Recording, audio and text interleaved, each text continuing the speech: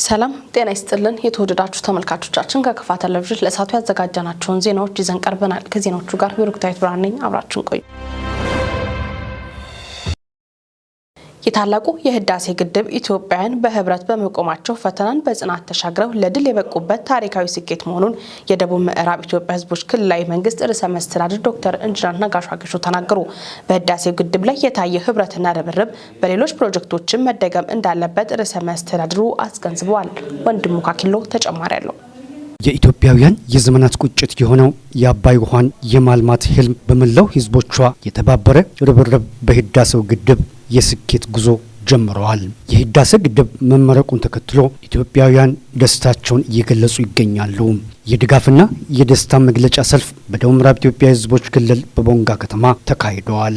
ለሰልፉ ታዳሚዎችና ለመላው ኢትዮጵያውያን የደስታ መልእክት ያስተላለፉት የክልሉ ርዕሰ መስተዳድር ዶክተር ኢንጂነር ነጋሽ ዋጌሾ የገናና ታሪክ ባለቤትና የጥንት ስልጣኔ ማዕከል የሆነችው ሀገራችን እድገቷን በማይመኙ ጠላቶቿ ሴራ ከከፍታዋ ርቃ ዘመናትን መሻገሯን አንስተዋል። የታላቁ ህዳሴ ግድብ የኢትዮጵያውያን የድልና የጀግንነት ታሪክ ዳግም በደማቅ ቀለም የተጻፈበት የኛው ዘመን የህብረታችን አርማ፣ የብልጽግናችን አሻራ ነው። ሀገራችን ኢትዮጵያ የረጅም ዘመናት ታሪክና የጥንታዊ ስልጣኔ ባለቤት፣ የጀግና ህዝቦች መፍለቂያ፣ በዓለም ታሪክም ስመ ገናና የነበረች ነገር ግን በጊዜ ሂደት ይህንን ኃያልነቷን የማይወዱ አካላት በሸረቡት ሴራ ምክንያት በተለያዩ ውስጣዊና ውጫዊ ጫናዎች ውስጥ እንድንቆይ በማድረግ ይህንን ኃያልነታችንን ለማስቀጠል ፈተና ሆኖ ቆይቶብናል። በራሳችን የተፈጥሮ ሀብት የመጠቀም ህልማችንንም ባረጀውና ባፈጀው የቅኝ ግዛት ስምምነት አስረውን በአፍሪካ ቀንድና ከቀይ ባህር እስከ ህንድ ውቅያኖስ የንግድና የዲፕሎማሲ የበላይነታችንን እንድናጣ አድርገውናል። ዛሬ ይህንን የተዛባ ፍትህን የሚያርሙ ለህዝባቸውና ለሀገራቸው ክብርና ጥቅም ቀንና ሌሊት የሚተጉ ልጆችን አፍርታለች። በኢትዮጵያ ብሔራዊ ጥቅም ላይ የማይደራደሩ መሪና ተከታዮችንም ፈጥራለች። እንደ ወትሮ ሁሉ የኢትዮጵያን ክብርና ሉዓላዊነት የሚያስጠብቁ ጀግኖች ልጆቿ ዛሬም ከጦር ግንባር እስከ ልማትና ዲፕሎማሲ አውድ ተደማሪ ድሎችን እያስመዘገቡ ይገኛሉ። ኢትዮጵያውያን በህብረት ከቆሙ የትኛውም ፈተና እንደማይበግራቸው ያስመሰከሩበት የህዳሴ ግድብ የድህነት ታሪክን የሚቀይር ታላቅ ድል መሆኑን ገልጸዋል። ግድቡ ኢትዮጵያውያን በህብረት በመቆማቸው ፈተናን በጽናት ተሻግረው ለድል መብቃታቸውን ለዓለም ያስመሰከሩበት መሆኑንም ገልጸዋል። እኛ ኢትዮጵያውያን ከተባበርን፣ ለሀገራችንና ለህዝባችን ጥቅም በጋራ ከቆምን ከዚህ የከፍታ ጉዟችን የሚያስቆመን ምድራዊ ኃይል የለም። የታላቁ ህዳሴ ግድብ መጠናቀቅ በጋራ ስንቆም ከተራራ የገዘፍን ከብረት የጠነከርን ስለመሆናችን ሕያው ምስክር ነው።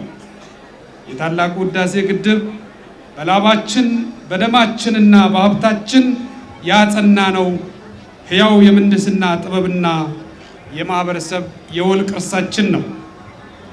ታሪካዊ ጠላቶቻችን ኢትዮጵያውያን ይህንን ግዙፍ ፕሮጀክት አይሰሩትም፣ የበጀት አቅምም የላቸውም፣ አይችሉትም ስሉን የነበረውን ዛሬ ታሪክ አድርገናል። እንደምንችል ለዓለም አሳይተናል። በህዳሴው ግድብ የተመዘገበው ስኬት በሌሎች ዘርፎችም እንዲደገም የኢትዮጵያውያን ህብረት ተጠናክሮ እንዲቀጥልም ጥሪ አቅርበዋል። የህዳሴ ግድብ የማንሰራራታችን ብስራት፣ ጥልቅ የሀገር ፍቅር ስሜት ማሳያ እንዲሁም የማደግና የመልማት ቁጭታችንን በድል የተወጣንበት የክፍለ ዘመን ታላቅ የጋራ ፕሮጀክታችን ነው። በታላቁ ህዳሴ ግድብ ግንባታ ሂደት ተደራራቢ የውስጥና የውጭ ጫናዎች ቢገጥሙንም በእነዚህ ጫናዎች ሳንበገር ኢትዮጵያውያንና ትውልደ ኢትዮጵያውያን በህብር በመቆም በስኬት አጠናቀን ለምረቃ በቅተናል። እነሆም በህብረት ችለናል። ከህዳሴ ግድብ ባሻገር በፖለቲካው፣ በኢኮኖሚው፣ በዲፕሎማሲው ያስመዘገብናቸው ስኬቶችና በሂደትም የፈጠርናቸው አቅሞችን የዜጎቻችን ሁለንተናዊ ብልጽግና ለማረጋገጥ በምናደርገው ጥረት እንደ አብይ ምሳሌ ልንጠቀም ይገባል። በቦንጋ ከተማ በተካሄደው የህዳሴ ግድብ የድጋፍ ሰልፍ የተሳተፉ የክልሉ ነዋሪዎች ደስታቸውን በተለያየ መንገድ ገልጸዋል። የክልሉ ፖሊስ ትርኢት በባህላዊ አልባሳት ያጌጡ ፈረሶች፣ በግጥም መልክ የቀረቡ መልእክቶችና የባህላዊ ዜማዎች የድጋፍ ሰልፉን ድባብ አሳምረውታል። ኢትዮጵያውያን ከመቼውም ጊዜ በላይ ለጋራ ልማትና ብልጽግና በህብረት መቆማቸውን የሚያበስሩ መልእክቶች ከፍ ብለው ተላልፈዋል። ዘገባው የባልደረባችን ወንድሙ ካኪሎ ነው።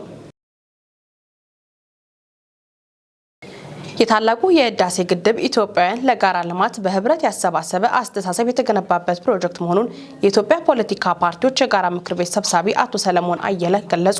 የግድቡን ስኬት በሰላምና በሌሎች የልማት ዘርፎች ለመድገም አብሮነት መጠናከር እንዳለበትም የምክር ቤቱ ሰብሳቢ አስገንዝበዋል። ዘገባ የባልደረባችን ወንድሙ ካኪሎ ነው፣ እንደሚከተለው ይቀርባል። በቦንጋ ከተማ በተካሄደው የህዳሴ ግድብ የድጋፍ ሰልፍን በማስመልከት ለጣቢያችን አስተያየት የሰጡት የካፋ አረንጓዴ ፓርቲ ፕሬዝዳንትና የኢትዮጵያ ፖለቲካ ፓርቲዎች የጋራ ምክር ቤት ሰብሳቢ አቶ ሰለሞን አየለ ታላቁ የህዳሴ ግድብ ግንባታ ስኬት ለኢትዮጵያውያን ብዙ ትርጉም እንዳለው አስገንዝበዋል። የአይችሉን ምን አስተሳሰብ የሰበርንበት ቢያንስ የአባቶቻችንን ታሪክ በእኛ ትውልድ ዘመን የደገምንበት አልፎ ሀብት ሳይገድብ ብዙ አቂም የለኝ ከሊስትሮ ጀምሮ ከኔ ቢጤ ጀምሮ እናት ከመቀነት አባት ከጡረታ እናት ከጡረታ ጭምር መዋጮ አውጥቶ በጋራ በራሳችን ገንዘብ የገነባ ነው። በራሳችን እውቀት፣ በራሳችን አቅም፣ በራሳችን ባለሙያዎች፣ በኢትዮጵያውያን አቅም እውቀት የተገነባ ልዩ የሚያደርገው አንዱ እሱ ነው። ስለዚህ ትልቅ አቅም አለን፣ ትልቅ እውቀት አለን። ከዚህ በኋላ የምንገነባቸው የምንሰራቸው የልማት አውታሮች በአጠቃላይ ቢያንስ ከዚህ ከህዳሴ የተሻለ መሆን መቻል አለበት። ከዚህ በኋላ ወደ ታች የለም። ትላልቅ ከፍተኛ የልማት አውታሮቻችንን ከዚህ መነሻ አድርገን ከፍታችንን ከፍ ሊያደርጉ የሚችሉ የአንድነቶቻችን የአብሮነቶቻችን ማብሰሪያ የሚሆኑ ፕሮጀክቶች ላይ ሁላችንም በአንድነት በመተባበር ያስፈልጋል። ይህ እንግዲህ ትልቅ ብሔር የማይገድብ አገር የማይገድብ መላ ኢትዮጵያውያን ካሉበት ሆነው እኩል ድምጽ ያሰሙበት ያ ማለት እንግዲህ ሁሉም የመልማት ፍላጎት ሁሉም የማደግ ፍላጎት በአገር ሀብት ላይ በአገር አብሮነት ላይ አብሮነታችንን ያሳየንበት ትልቅ አቅም ሆኖ ነው ያየነው። ይህ ደግሞ መላ ኢትዮጵያውያን ባሉበት ሆነው አብሮነታቸውን ያሳዩበት ነው። እንግዲህ ሁሉም የፖለቲካ ፓርቲዎች የፖለቲካ አመለካከት ሳይገድባቸው የፖለቲካ አመለካከት ወደ ኋላ ሳይጎትታቸው ኢትዮጵያ ያገባናል እድገቷ እድገቴ ነው የሚል አስተሳሰብ ጭምር የተፈጠረበት በጋራ የይቻላል መንፈስ ተጠናክሮ የቀጠለበት ትልቅ ግንብ ነው። ይህ ደግሞ በህብረት የቻልበትም ጭምር ነው። ኢትዮጵያን የፖለቲካ አመለካከትን ጨምሮ ሌሎች ልዩነቶች ሳይገድባቸው ለጋራ ልማት በህብረት መቆማቸውን ያረጋገጡበት ፕሮጀክት ብለውታል። ህዳሴ ግድብ በህብረት የቻልንበት ድህነታችንን የሰበርንበት ትልቅ የኢኮኖሚ አቅማችንን ያሳየንበት የአፍሪካውያን አብሮነት ማሳያም ጭምር ኢትዮጵያውያን ይችላሉ፣ ኢትዮጵያውያን አብሮ መስራት ይችላሉ፣ ኢትዮጵያን አብሮ ከቆሙ ለአፍሪካም ይበቃሉ የተባለበትን ያሳየንበት ትልቅ አቅም ነውና በዚህ ልክ አሁንም በሰላሙ ላይ በልማቱ ላይ በተለያዩ የውስጥ ችግሮቻችንን ላይ በዚህ ልክ በመዋየት በመተባበር በአብሮነት የውስጥ አንድነታችንን ማጠናከር ለውጪዎች ደግሞ ሳንበገር እጅ ሳንሰጥ እኛ አንድ ከሆንን የውጪዎች በምንም አይነት መልኩ ጣልቃ ሊገቡ ሊያለያዩን አይችሉም። አንደኛ የኢኮኖሚ አቅማችን፣ የፖለቲካል ፈተናችን፣ የሰላም እጦታችን፣ የውስጥ አንድነታችን ማጣት ያን በደንብ አሁንም አገራዊ ምክክር ኮሚሽኑ በዛ ልክ አጠናክሮ መቀጠልና የራሳችንን ችግር በራሳችን ተወያይተን የምንፈታበት ሂደት ላይ ነው ያለነው። ያም ላይ የፖለቲካ ፓርቲዎች ሁሉም ያላለሰለሰ ጥረት ያደርጋሉ የተሳካ እንዲሆን። እንግዲህ ግድባችን የአባይ ዘመን ትውልድ ትክክለኛ ሀሳብ በትክክለኛ ጊዜ የገነባ ነው። ዘመን ተሻጋሪ አስተሳሰብም ጭምር ግድቡ እኛን ይጎዳል የሚል የተዛባ ሀሳብ ሲያንጸባርቁ የነበሩ የታችኞቹ ተፋሰስ ሀገራት ተጽዕኖ ከመቋቋም ባሻገር በዲፕሎማሲ ዘርፍም ስኬት የተመዘገበበት መሆኑን አስረድተዋል። ለአፍሪካውያን በአጠቃላይ አባይ ተጠቃሚነቱን የኢትዮጵያን ተጠቃሚነት አብሮ የሚጠቀሙበት ይፈጥራል። ሌሎች ከተጠቀመታ የወጡበት ሂደት የለም። እኛ ብቻ እንጠቀም የሚል አስተሳሰብ ያላቸው የጂኦፖለቲክሱ ኤሪያ ላይ ያሉት ደግሞ ራሳቸውን ቆም ብሎ ማየት ማስተዋል መቻል አለባቸው። በራሴ ሀብት ራሴ መጠቀም የለብኝም የሚል አስተሳሰብ ደግሞ መቆም መቻል አለበት። ስለዚህ ባንተ አቅም፣ ባንተ ሀብት፣ ባንተ እውቀት ለአገር መጠቀም መገልገል የሚያስችለውን ሂደት ይሄ ትውልድ አረጋግጧልና የቀጣይ ተተኪ ትውልድ ለማስረከብ ቀሪ ስራዎችንም በዚህ ልክ ማጠናቀቅ ያስፈልጋል። ከዚህ ልምድ በመውሰድ በህብረት ከቆምን ሌሎች ያልተሻገርናቸው ፈተናዎችንም መሻገር እንደምንችል ማሳያ ነው ብለዋል። የህዳሴ ግድብ ብዙ ትርጉም ያለው ስኬት የተመዘገበበት የኢትዮጵያን የአሸናፊነት ስነ ልቦና የታተመበት ፕሮጀክት መሆኑን የካፋ ዞን ዋና አስተዳዳሪ አቶ እንዳሻው ከበደ ገለጹ። ለታላቁ የህዳሴ ግድብ እየተደረገ ያለው የድጋፍ ሰልፍ በደቡብ ምዕራብ ኢትዮጵያ ህዝቦች ክልል በቦንጋ ከተማ በደማቅ ሁኔታ ተካሂዷል። ወንድሙ ካኪሎ ተጨማሪ ያለው ለሰልፉ ታዳሚዎች የእንኳን አደረሳችሁ መልእክት ያስተላለፉት የካፋ ዞን ዋና አስተዳዳሪ አቶ እንዳሻው ከበደ የመላው የኢትዮጵያውያን የዘመናት ቁጭት የነበረው የህዳሴ ግድብ ግንባታ በልጆቿ የተባበረ ክንድ ለስኬት በመብቃቱ ትልቅ ኩራት ይሰማናል ብለዋል። የህዳሴ ግድባችን በእኛ በኢትዮጵያውያን ደም የከበረ በላባችን የታሰረ የታሪካችን ማህተም የህልውናችን አሻራ ነውና ትውልድ ሁልጊዜም ዳግማዊ አድዋ በማለት እያስታወስን የምኖር በመሆኑ የዚህ ታሪክ ሰሪ ትውልድ አካል በመሆናችን እንኳን ደስ ያለን። እንደ ካፋም ማሽቃሮን እያከበርን በምንገኝበት ወቅት የግድቡን ስኬት ማብሰራችን ደስታውን እጥፍ ድርብ ያደርገዋል ብለዋል አቶ እንዳሻውም። የህዳሴው ግድብ መጠናቀቅ ለኢትዮጵያና ለኢትዮጵያውያን ትልቅ ትርጉም እንዳለው አስገንዝበዋል። ሰልፉን የታደሙ ከክልሉ የተለያዩ አካባቢዎች የተውጣጡ ነዋሪዎች የተለያዩ መልእክቶችን በማስተላለፍ ደስታቸውን ገልጸዋል። የድጋፍ ሰልፉ በፖሊስ ትርኢትና በተለያዩ አዝናኝ ዝግጅቶች በደማቅ ሁኔታ ተካሂደዋል። የካፋ ዘመን መለወጫ በዓል ማሽቃሮ ባህልና ታሪክ ይዞ ለትውልድ እንዲሻገር እየተሰራ መሆኑ ተገለጸ። የካፋ ዘመን መለወጫ በዓል ማሽቃሮ በካፋ ዞን ጨታ ወረዳ ኩሻሻ ቀበሌ ኮሻ ባህል መንደር በድምቀት ተከብሯል። ዘገባው የባልደረባችን አድማሱ ጴጥሮስ ነው። ታደሰ ወልደሰንበት ያቀርበዋል። በዓሉ በሀገር ሽማግሌዎች ምርቃት የተጀመረ ሲሆን በማስጀመሪያ ፕሮግራም የወረዳ ባህል ቱሪዝምና ስፖርት ጽሕፈት ቤት ኃላፊ አቶ ዘማች ቡሾ ማሽቃሮ ከካፍቾ ማንነት ጋር የተቆራኘ ነው ብሏል። በዓሉ ባህላዊ ይዘቱን ጠብቆ ለትውልድ እንዲተላለፍ በትኩረት እየተሰራ መሆኑን ጠቁሟል። የዘንድሮ በዓል እዚህ ሲናከብር በጣም ለየት ያለ ነው ያከበርን ያለ ነው። ይህም በዓል በሚመለከት ከሁለት ዓመት አንድ ጊዜ በኩሻሻ ቀበሌ ኮሻ መንደር በሚባለው ቦታ ላይ ሁሉም በዓሉ የኔ ነው፣ ከፋነቴን አልደብቅም፣ ይመለከተኛል የሚል ሂሳቤ ነው ማህበረሰቡ እየያዘ ያለው። እንግዲህ ለትውልድ ለማስተላለፍ የተፈለገ ያለው ነገር አለ። በዋናነት ይሄ የባህል ምክር ቤት በምሁራን የተደራጀ መሆን አለበት። እንደኛ አሁን ያዝና ያለነው ነገር አለ። ከዞኑ ጋር ኮሙኒኬት የምናደርገው ነገር አለ። ልዩ እንዲሆን ምሁራን እናደራጅ፣ የተማረ ኃይል ያስፈልጋል፣ እውቀት ያለው መምራት አለበት የሚል ሂሳብ ይዘን ከዚህ አንጻር ሰባቱ የባህል ምክር ቤት ምሁራንን አደራጅተን የራሳቸውን ጽሕፈት ቤት ከፍተን ወደ ታችኛው ደግሞ አምስት አባላትን የያዘ የባህል ምክር ቤቶችን አደራጅተን በዚህ ስለ ከፋ ጉዳይ፣ ስለ ማንነት ጉዳይ፣ ስለ ቅርስ ጉዳይ ማውራት እንዳለበት እነዚህ ባህል ምክር ቤቶች ወደ ታችም ሳይትም ክላስተርም ተከፋፍለው ወደ ታች የግንዛቤ ስራዎችን እየሰሩ ያሉበት ነገር እንዳለ ነው እንደ ተቋማችን ያዝነ ያለ ነው። የበዓሉ አከባበር ላይ የተገኙት የወረዳው ምክትል ዋና አስተዳዳሪ አቶ ሰለሞን አይለ በበኩላቸው በዓሉ በብሔሩ የአዝመራ ወቅት መጠናቀቁን ተከትሎ የሚከበር መሆኑንና የዘንድሮ ማሽቃሮ በድርብ ድልዳይ ሆነን የምናከብረው በዓል ነው ያሉት። የዘንድሮ ዘመን የማሽቃሮ ባሮ አከባበር እጅግ በጣም የሚያስደንቅ ባህል ነው በእኛ ወረዳ ደረጃም በዞናችን ደረጃም። ምክንያቱም ትልቅ ደስታ ትልቅ ስኬት ላይ ህዝባችን ሆኖ እያከበረ ያለው ባህል እንደሆነ ነው የሚገባን። አንደኛ ትልቁና ታላቁ ህዳሴ ግድባችን ግንባታ አልቆ ተመርቆ ለአገልግሎት በቅቶ ኢኮኖሚ ለማመንጨት በቅቶ በከፍተኛ ድጋፋዊ ሰልፍም እኛም አድርገን ቀጥሎም የሚደረጉ ሰልፎች አሉ። ተደስተን ባለንበት ሰዓት ላይ የምናከብረው በዓል እንደሆነ ልዩ ያደርገዋል። ሁለተኛ የከፋ ንጉስ የወርቅ ዋንጫ ተመልሶ በከፋ ህዝብ እጅ ገብቶ በተደሰትንበት ማግስት ላይ የሚናከብረው በዓል እንደሆነ ነው። እጅግ በጣም የተደሰትን ያለ ነው። በዓሉ በኮሻሻ ቀበሌ ኮሻ ባህላዊ መንደር በየ2 ዓመት የሚከበር መሆኑን የተናገሩት ምክትል ዋና አስተዳዳሪው በስፍራው የሚከበርበትን ዋና ዓላማ አስቀምጧል። እዚህ ኮሻ ባህል መንደር ላይ ከ2 ዓመት አንድ ጊዜ የሚከበር በዓል አለ ጨታ ወረዳ ላይ።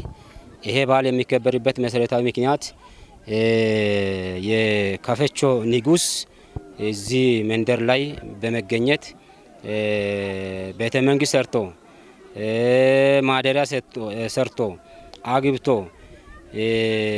የአካባቢ ንጉሶችን ጠርቶ እዚህ ተወያይቶ የአካባቢን ሰላም፣ የአካባቢን ልማት፣ የአካባቢን አጠቃላይ ያለውን ነገር ተወያይቶ ተነጋግሮ ገምግሞ ለቀጣይም ጭምር ውል ገብቶ በጋራ ሰላሙን ለማስጠበቅ ጦርነትን ለመመከት ህብረት ፈጥሮ እየተነጋገረ የሚያከብሩበት መሰረታዊ ታሪክ ያለው በዓል ስለሆነ ነው። እዚህ እኛም አንድነታችን ጠብቀን ከጎረቤቶቻችን ከሌሎች ወረዳዎች ጋር በጋራ ከጥሎ ጋር ከዴቻ ጋር ከጌሻ ጋር ከሌሎች ወረዳዎች ጋርም ጭምር በጋራ እዚህ ተደራርተን አንድ ላይ ሆነን እያከበርን ያለነው በዓል የራሱ የሆነ ታሪካዊ ዳራ ያለው ምክንያት ያለው መነሻም ያለው ስለሆነ ነው እዚህ ኮሻ መንደር ላይ ያከበርን ያለ ነው። በበዓሉ ላይ የተገኙት የዞኑ አስተዳደር ተወካይና የከፋ ዞን ስራ ክህሎት መምሪያ ኃላፊ አቶ ሚሊዮን ኃይለ በበኩላቸው መሽቀሮ የከፍቾ ብሔረሰብ ባህልና ወግ ያለው መሆኑን ማሳያ ነው ብሏል። የዘንድሮ መሽቀሮ የከፍቾ ንጉስ ዘውድና መቀመጫ ወደ ከፋ መምጣቱና ለ14 ዓመት ያህል የጋራ አድርገን እየገነባን የቆየ ነው። የኢትዮጵያ ታላቁ ህዳሴ ግድብ ተጠናቆ በተመረቀበት ማግስት ማክበራችን የዘንድሮ በዓል ልዩ ያደርጓል ነው ያሉት። የበዓሉ ተሳታፊዎች የዘንድሮ በዓል በደማቅ ሁኔታ ያከበሩ መሆኑን ተናግረው ለቀጣዩ ይዘቱን እንዲይዝ የበኩላቸውን እንደሚወጡ አስቀምጧል። ዛሬ እዚህ ጨታ ወረዳ ላይ ኮሻ ላይ በጣም ልዩ በሆነ መድረክ ላይ እየተከበረ ይገኛል። ለቀጣይም በሰፊው ደረጃ ዝግጁ ሆነን ቤትም ተሰርቶ ቦንግ ሸንበቶ ላይ እያንዳንዱ ከዚህም በፊትም የተለመደው ዛሬም ተሰርቶ የተቀመጠበት ሆኖ እየታየ የመጣበት ዝግጁ ሆነን እየጠበቅን ነው። የአሮጌ ዓመትን በአዝመራ ወቅት የምንዘጋበትና ከ77 ጀምሮ በ15 አዝመራ ወቅት አለ። በዛ የምንዘጋበት ስለሆነ ሰው በዚህ ልክ አውቆ አዝመራ ወቅት ነው። በዓሉ ደግሞ ህዝብን አንድ የሚያደርግ የሚያስተሳስር፣ በልማት በሰላም የሚያስተሳስር በዓል ስለሆነ መቀጠል ያለበት በዓል ነው የሚል ነገር ነው ያለንና ህዝቡ በዚህ ልክ በቀጣይም ለማክበር አሁን ስሜቱን ያሳየበትና ጥሩ መግለጫ እየሰጠና እየተባበረ ያለበት ነው። በገንዘብም በጉልበትም ህዝቡ ደስ ብሎት እያከበረ ያለ በዓል መሆኑን ነው የሚያውቀው። በበዓሉ ላይ የከፋ ንጉስ ልጅ ልጃቸው ኮላዎቾች ግርማ ኪዳነ፣ የዞን ባህል ምክር ቤት አባላት፣ ተጋባዥ እንግዶች፣ የወረዳ አመራሮችን ጨምሮ ሌሎች ባለድርሻ አካላት ተገኝተዋል።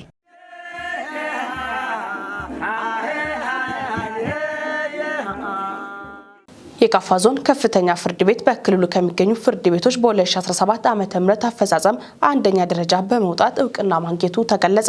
ይህ የተገለጸው የክልሉ ጠቅላይ ፍርድ ቤት በሚዛን አማን ከተማ ባካሄደው የአፈጻጸም ግምገማ መድረክ ባካሄደበት ወቅት መሆኑ ተገልጿል። የካፋ ዞን ከፍተኛ ፍርድ ቤት ፕሬዝዳንት አቶ መንግስቱ ከበደ በበኩላቸው ይህ ውጤት የተገኘው የዞኑ መንግስት ለተቋሙ በሰጠው ልዩ ትኩረት መሆኑን ገልጸዋል። ለዚህም የካፋ ዞን አስተዳደርና ህዝቡን እንኳን ደስ ያላችሁ መልእክትም አስተላልፏል ሲል ዘገበው ባልደረባቸው ፍጹም ተሾመ ነው። በጨና ወረዳ የትምህርት ስራን ውጤታማ ለማድረግ የተጀመረው ርብርብ ተጠናክሮ እንደሚቀጥል የወረዳው አስተዳደር አስታወቀ። ወላጆችም በትምህርት ዘርፍ የድርሻቸውን እንደሚወጡ ተናግረዋል። ታደሰ ወልደሰንበት ተጨማሪ አለው። መንግስት የትምህርት ዘርፍ ስብራቶችን ለመጠገን ዘርፈ ብዙ እርምጃዎችን እየወሰደ መሆኑ ይታወቃል። ስራው ከወላጅ ጀምሮ በየደረጃ የሚገኙ የባለድርሻ አካላት የተቀናጀ ርብርብ የሚጠይቅ ነው። የአዲሱ ትምህርት ዘመን ስራ የተጀመረ ሲሆን በጨና ወረዳም ስራውን ውጤታማ ለማድረግ የተጀመረው ርብርብ መጠናከር እንዳለበት የወረዳው አስተዳደር አስገንዝቧል። ከሌላኛው እስካሁን ካሉት አመታት በጣም በተሻለ ሁኔታ ዘንድሮ ከክልል ጀምሮ ከዞን ጀምሮ የ2018 ትምህርት ላይ የተሰጠው ትኩረት እጅግ በጣም የሚያበረታታ ነው። ቀደም ብሎ ነው በክልል ደረጃ የላውንቺንግ ፕሮግራም የንቅናቄ መድረክ የተከፈተው ተርጫ ላይ። ከዛም ደግሞ በዞን ደረጃ ያው በጊዜ ነው የተደረገው። እንደገና ደግሞ ሁሉም ትምህርት ቤቶች ክፍት ሆኖ መቆየት አለባቸው ተብሎ የተቀመጠው ነገርም በጣም ጥሩ ነው። ስለዚህ ከዚህ ተነስቶ ሁሉም ትምህርት ቤቶች ማለት በመቻል ሁኔታ ሳይዘጉ ነው ህዝብም እዛ እየጎበኘ እዛ ትምህርት ቤቶችን ቅጥር ግቢውን እያስተካከለ እርሻው እየታረሰ እንክብካቤ እየተደረገ መምህራንም ርዕሳነ መምህራንም በዛ ዙሪያ ላይ መቆየታቸው ትምህርት ቤቶች ተዘግቶ ቆይቶ በጤሻ የወረዳቸው አይነት ነገር ያለመሆኑ በጣም ጥሩ ነው። አንደኛ። ሁለተኛው በወረዳ ደረጃም በዞን ደረጃ ከክልል ጀምሮ የመጣውን ንቅናቄ በወረዳ ደረጃ ዘንድሮ አድርገናል። እኛም በወቅቱ ማለት ነው። እዛ ላይ ከተለመደው ወጣ ብለን ነው ሰዎችን ያሳተፍነው። በሁሉም የእድሜ ደረጃ ተማሪዎች ወደ ትምህርት ቤት እንዲመጡ የተሰራው የንቅናቄ ስራ ከተማሪዎች ምዝገባ ጀምሮ ውጤታማ መሆኑ ተጠቁሟል። እንግዲህ ቦባ በላ ላይ ዛሬ ያየነው ሌሎች ቦታዎች ሌሎች ትምህርት ቤቶችም ላይ ያለው አንዱ መደበኛ ትምህርት ብቻም ሳይሆን የጎልማሶች ትምህርትም ላውንች ተደርጓል። ዛሬ የቅድመ መደበኛም ላውንች ተደርጓል። የተፋጠነ ትምህርት የሚባለውም ዛሬ ላውንች ተደርጓል። በዛ ሂደት ውስጥ አምናም ጥሩ ጅማሮ የወሰድነው የተማሪ ምገባ ነበረ። አሁንም ቦባ በላ ላይም ሌሎች የተወሰኑ ትምህርት ቤቶች ላይም የተማሪ ምገባም ዛሬ ተጀምረዋል። ይሄ እንደ ፓኬጅ ተጠናክሮ የሚቀጥል ነው መሆኑ። ይሄ አመቱን ሙሉ እንዲቀጥል የሁሉም ባለድርሻ አካላት ደግሞ እዚህ ላይ ኃላፊነት መውሰድ መቻል አለባቸው። በተለይ ቅድመ አንደኛ ደረጃ ትምህርት የሚባለው በጣም ህጻናት ናቸው ትምህርቱን የሚማሩት። እነዚህ ህጻናት አንድ ጊዜ ከቤታቸው በበሉት ምግብ እስከ 6 ሰዓት እስከ 5 ሰዓት መቆየት የሚችሉ አይደሉም። ከዚህ ተነስቶ አንድ ጊዜ ተሪቦ ከሄዱ ትምህርትን ሊጠሉ ስለሚችሉ ያው ይሄ እንዳይመጣ መንግስትም ያስቀመጠው ጉዳይ ስለሆነ እሱን ጉዳይ ሁላችንም ይዘን አሁን እህል መሰብሰብ ሲጀምር ከእያንዳንዱ አርሶ አደር እህል ሰብስበን አመቱን ሙሉ ይሄን አጠናክረን የምንቀጥለው ነው መሆኑ የሚል ሀሳብ ነው ያለኝ። የተያዘው ውጥን ግቡን እንዲመታ ከማን ምን ይጠበቃል ስንል የወረዳ ዋና አስተዳዳሪ የሚከተለውን ብሏል። ወላጅ ሰፊ ድርሻ አለው። የራሱን ልጅ እንደ ኢንቨስትመንት ቆጥሮ እንደ ሀብት ቆጥሮ ትምህርት የሚማርበት ሁኔታ ላይ ተማሪ እንዳይቀር ተማሪ እንዲያጠና ከመምህራን ጋር ከትምህርት ቤቶች ጋር ግንኙነት እየፈጠረ የልጁን ሁኔታ እየተከታተለ ወላጅ በዚህ ላይ ከፍተኛ የሆነ ድርሻ መወጣት መቻል አለበት ብዬ ነው የሚያስበው። ከዛም አልፎ በየደረጃ ያሉ አመራር ከወረዳ ተመዳቢ አመራርም በቀበሌ ደረጃ ያሉ አመራሮችም ይሄንን በሚገባ መከታተል መቻል አለባቸው። ከዛ ቀጥሎ ደግሞ ትምህርት ቤት ላይ ከመጡ ተማሪዎች ከመጡ በኋላ በደንብ ተዘጋጅተው በመመጠን ሁኔታ ተዘጋጅተው ደግሞ ተማሪ በቂ እውቀት እንዲጨብጥ የማድረግ ጉዳይ ደግሞ ከመርሱ አካላት ነው የሚጠበቀውና ይሄንን መርሱ አካላትም ይወስዳሉ። ከዚህ በፊትም የተለመደ ነገር ስለሆነ በተለይ ከተተክሎ ከአብ ለመስራት ጋር ያሉ ነገሮችን ቀርፎ ይዛ ቦታ ላይ በሚገባ ተዘጋጅቶ ትምህርት ከመስጠት አንጻር ይሄ የተጀመሩ ነገሮች በደንብ ተጠናክሮ መቀጠል አለባቸው ብዬ ነው የሚያስበው። እኛም በእኛ በኩል ደግሞ የሚያስፈልጉ ሎጂስቲኮች አሉ፣ ብሎክ ግራንት አለ። ስለዚህ ይህንን እኛ ከአምና ተሻሽለዋል። አሁን በተሻሻለው የተቀመጠ አለ። ይህንን ወደ 804,000 ብር በላይ ገንዘብ ነው ከኛ የሚያስፈልገው እና ይህንን ጊዜ ሳንሰጥ አሁን ትምህርት እንደተጀመረ እናወርዳለን ማለት ነው። ስለዚህ እኛም ከኛ በኩል ያለውን በዚህ መልኩ ይዘን ከታች በኩል ያለው አርሶ አደሩም ሌላውም አካል ይዞ መርሱ አካላትን በዚህ መልኩ ከተቀናጀን ጥራት ያለውን ፍትሃዊ በሆነ መንገድ ለሁሉም ዜጋ ትምህርት የማድረስ ጉዳይ ላይ የራሳችን ድርሻ እንወጣለን። በጣም ትምህርት ላይ የተሳካ ስራ መስራት እንችላለን ብለን ነው የምናስበውና ወላጆችም የድርሻቸውን እንደሚወጡ በአስተያየታቸው ገልጿል። ከአስተያየት ሰጪዎቹ መካከል አቶ አባተ ማሞ፣ አቶ የራንጎ ሽፈራና አቶ ታደሰ ገብረ ማርያም የበኩላቸውን እንደሚወጡም ተናግሯል። ዛሬ ላይ ያልመጣ ተማሪና ወላጅ በቅድሚያ ልጆችን ገሏል ነው የሚለው እንደኔ ማለት ነው። የተማሪን አእምሮ የገደለ ቤተሰቡ ነው የሚል እምነት አለኝ። ዛሬ ትምህርት እንደተጀመረ ወላጅ የራሱን ልጅ ወደዚህ ትምህርት ቤት እንዲጋብዝና መገዛት ያለበትን ደብተሮችን የተለያዩ ዩኒፎርሞችን አዘጋጅተው ወደዚህ ትምህርት ቤት እንዲልክ ነው የሚመክረው። አንደኛ መማር ማስተማር ላይ አሁን የተመዘገበ ተማሪ የኔም ይሁን የኔ ህብረት ውስጥ ያሉ 6ቱ ቤተሰብ ውስጥ ያሉ ተማሪዎች እንዳቋርጡ ከዛሬ ቀን ጀምሮ በመምከርና በማስተባበር እስከ ሰኔ 30 2018 ላይ በደማቅ ሁኔታ እንደዚሁ ትምህርት ቤት መዝጊያ ድረስ አጠናቆ እንዲማሩ የበኩሌን አስተዋጽኦና ቅስቀሳዬን ምክሬን አደርጋለሁ። በክልላችን እየተከበሩ የሚገኙት የዘመን መለወጫ በዓላት የህዝቦችን አንድነት ከማጠናከሩን ባሻገር ወንድማማችነትን የሚፈጥር በመሆኑም በጉጉት የሚጠበቁ ህዝቦች ታሪክና ባህላቸውን እንዲያጎሉ በር የከፈተ ነው ሲሉ የክልሉ ምክር ቤት ዋና አፈ ጉባኤ አቶ ወንድሙ ኩርታ ተናገሩ። ዋና አፈ ጉባኤው ለመላው ህዝብ እንኳን ለካፈቾ ብሔር የዘመን መለወጫ በዓል ማሽቃሩ በሰላም አደረሳችሁ መልእክት አስተላልፏል። ፍጹም ተሾም በክልሉ 13 ነባርና በርካታ ብሔር ብሔረሰቦች በአንድነት እንደሚኖሩ የገለጹት አቶ ወንድሙ ሁሉም የየራሳቸው ባህል ወግና ትውፊታቸውን የሚያራምዱበት የራሳቸው ስልትም ያላቸው ናቸው ብለዋል። በክልላችን እየተከበሩ የሚገኙትና ከዚህ በኋላም የሚከበሩ የብሔረሰቦች የዘመን መለወጫ በዓላት የህዝቦችን አንድነት የሚያጠናክሩና ባህል ጎልቶ እንዲተዋወቅ የሚያደርጉ በመሆናቸው በጉጉት እንዲጠበቁ ማድረጋቸውን ዋና አፈ ጉባኤ አቶ ወንድሙ ኩርታ ይገልጻሉ። ባሳለፍነው ሳምንት የዳውሮና ኮንታ ዞኖች የራሳቸውን ዘመን መለወጫ በዓላትን ያከበሩ መሆናቸውን ጠቅሰው እንደ ምክር ቤትም አብረው ማክበራቸውን አስረድተዋል። አሁን ላይ የካፈቾ ብሔር የዘመን መለወጫ በዓል ማሽቀርቦ የፊታችን መስከረም 12ና 13 በድምቀት የሚከበር በመሆኑ ሁሉንም የክልሉን ህዝቦች እንኳን አደረሳችሁ ሲሉ መልካም ምኞታቸውን አድርሰዋል። እንደ ክልላችን ወደ 13 የሚሆኑ ነባር ብሔረሰቦችና ሌሎችም ኢትዮጵያውያን ብሔር ብሔረሰቦች አሉ። በአንድ ላይ ነው የምንኖረው። በክልላችን ውስጥ ያሉ 13 ብሔር ብሔረሰቦች የራሳቸው የቀን አቆጣጠር አላቸው። እንግዲህ እስከ ዛሬ ድረስ ወደ 2 የሚሆኑ ብሔሮች የዳውሮ ብሔረሰብና የኮንታ ብሔረሰብ የራሳቸውን የዘመን መለወጫ የ2018ን አክብሮ አልፈዋል።